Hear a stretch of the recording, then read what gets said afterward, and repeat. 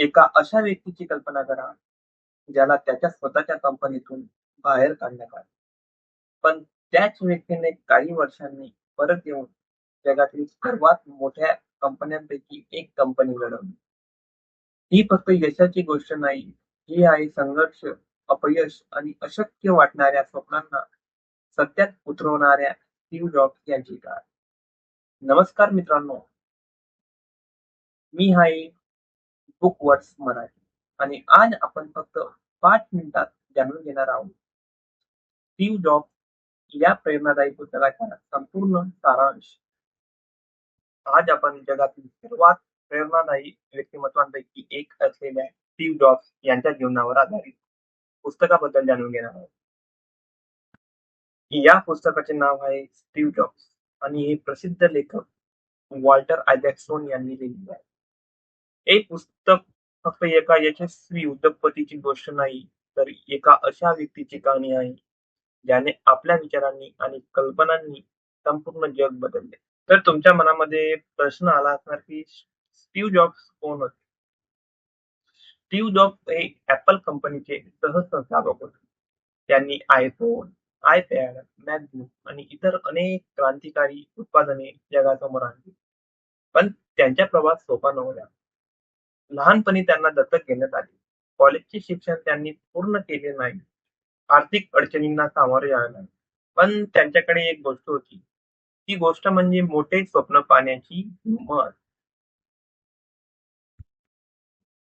1976 मध्ये Steve jobs आणि त्यांचे मित्र स्टीव्ह वोजनिक यांनी एका छोट्या गॅरेजमधून ऍपलची सुरुवात केली.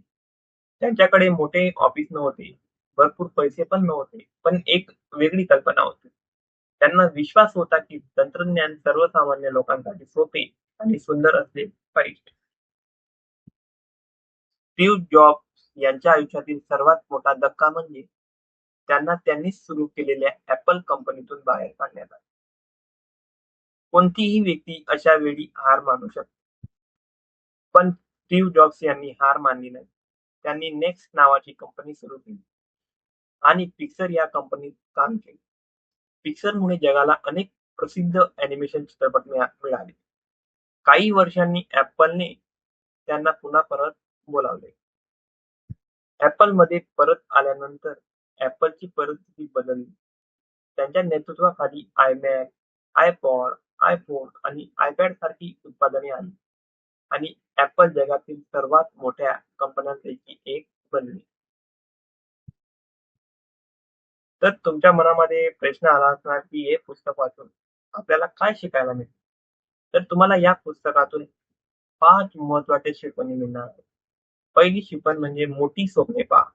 जर तुमचे ध्येय मोठे असेल तर कठीण परिस्थितीही तुम्ही पुढे जाऊ शकता. सेकंड, आपल्या कामावर प्रेम करा.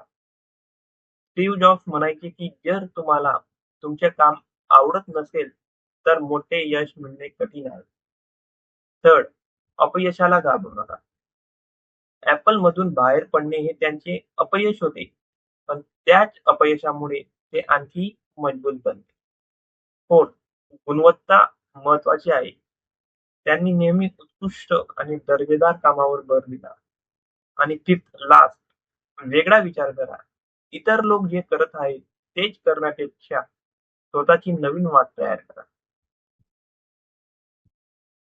तर तुमच्या मनात आणखी एक प्रश्न आला असणार की हे पुस्तक का वाचावे?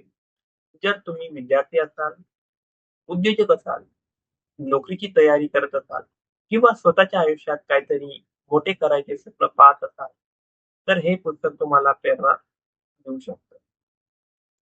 शेवटचं तुम्हाला मी एक सांगतो, स्टीव्ह जॉब्स यांचे जीवन आपल्याला शिकवते की यश मिळवण्यासाठी परिस्थितीपेक्षा तुमचा दृष्टिकोन आणि चिकाटी अधिक महत्वाची आहे. स्टीव्ह जॉब्स यांचा एक प्रसिद्ध विचार मी तुमच्या समोर मांडतो. तुमचा वेळ मर्यादित आहे, त्यामुळे दुसऱ्यांचे आयुष्य जगण्यात तो वाया घालवू नका. मित्रांनो, तुम्हाला हा पुस्तकाचा सारांश आवडला असेल तर व्हिडिओला लाईक करा, चॅनलला सबस्क्राईब करा आणि कमेंटमध्ये सांगा की पुढच्या पुस्तकाचा सारांश कोणत्या पुस्तकावर हवा आहे. धन्यवाद.